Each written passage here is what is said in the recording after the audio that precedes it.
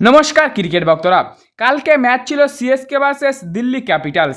সঞ্জু স্যামসনের 87 রানে জয় ফিরল CSK. Delhi Capitals versus Chennai super Kings.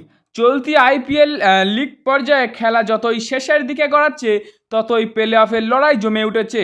League টেবিলে প্রথম 4 দলের বাইরেও যে কোনো দল প্লে অফের যোগ্যতা অর্জন করতে পারে।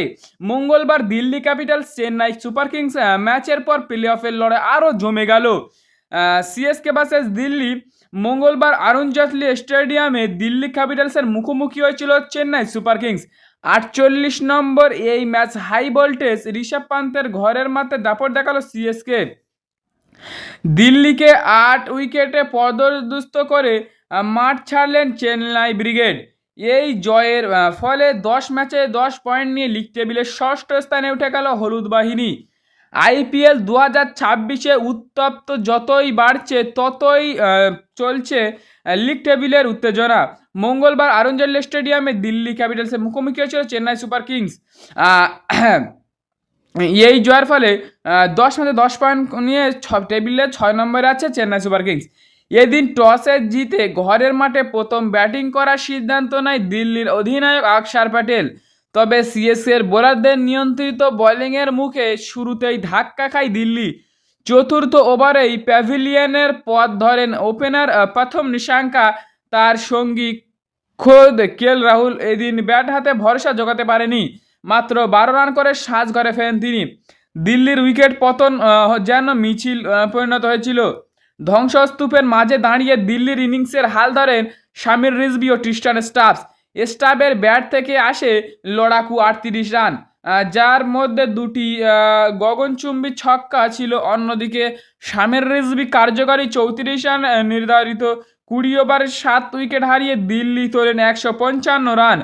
চেন্নাইয়ের বল হাতে সফল 2 স্পিনার নূর আহমেদ ও আকিল হোসেন, যারা দিল্লির মিডল অর্ডারের কোমর ভেঙে দেন। 156 রান লক্ষ্যমাত্রা তাড়া করতে নেমে চেন্নাইয়ের শুরুটা খুব একটা সুখবর ছিল না। অধিনায়ক ঋতুরাজ গাইকোয়াড ফের একবার ফ্লপ, মাত্র 6 রানে তাকে বিদায় নিতে হয়। তবে চাপের মুখে দাঁড়িয়ে রাজকীয় মেজাজে ইনিংস গড়তে শুরু করলো সঞ্জু স্যামসন। সিএসকের জার্সিতে নিজের যাত্রী নিয়ে শুরু করলেন বিধ্বংসী কাউন্টার অ্যাটাক।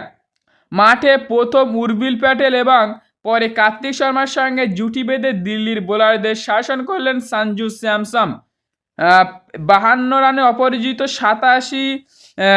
52 বলে অপরাজিত 87 রানের একটি রূপকথার ইনিংস খেলেন তিনি।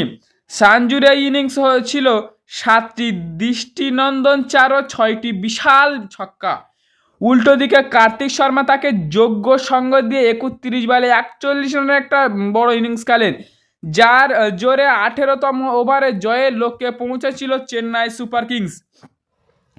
দিল্লি পরাজয়ের পেছনে ব্যাটিংয়ের ব্যর্থতার পাশাপাশি বোলারদের খেই হারিয়ে ফেলাকে দায়ী করেছেন বিশেষজ্ঞরা। মিচেল স্টার্ক কিংবা কুলদীপ যাদব সঞ্জু স্যামসনের থামানোর কোনো দিশা খুঁজে পাচ্ছিল না। বিশেষ করে পাওয়ার প্লেতে ঋতুরাজকে ফিরিয়ে দেওয়ার পর যে চাপ তৈরি হয়েছিল, তা তাসের ঘরের মতো ভেঙে উড়িয়ে দেয় সঞ্জু। দিল্লির এই হারের ফলে প্লে অফের রাস্তা আরও কঠিন হয়ে গেল। 8 পয়েন্ট নিয়ে লিগ টেবিলে 7ম স্থানে পড়ে রয়েছে দিল্লি ক্যাপিটালস।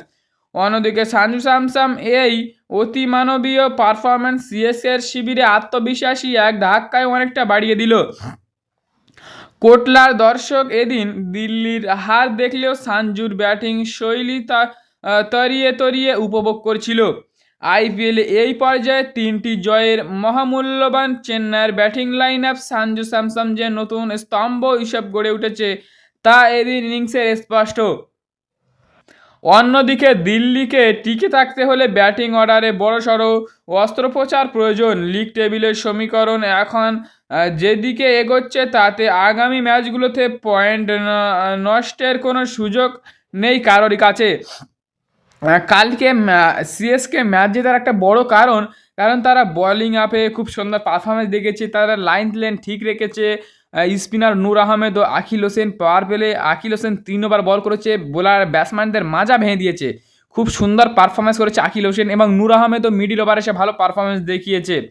লাস্টের দিকে একটু বোলাররা রান খেলে ওই তা কোনো চাপে পড়ে না ব্যাটসম্যানদের উপর, কারণ মাত্র তারা 155 রান করতে পেরেছিল।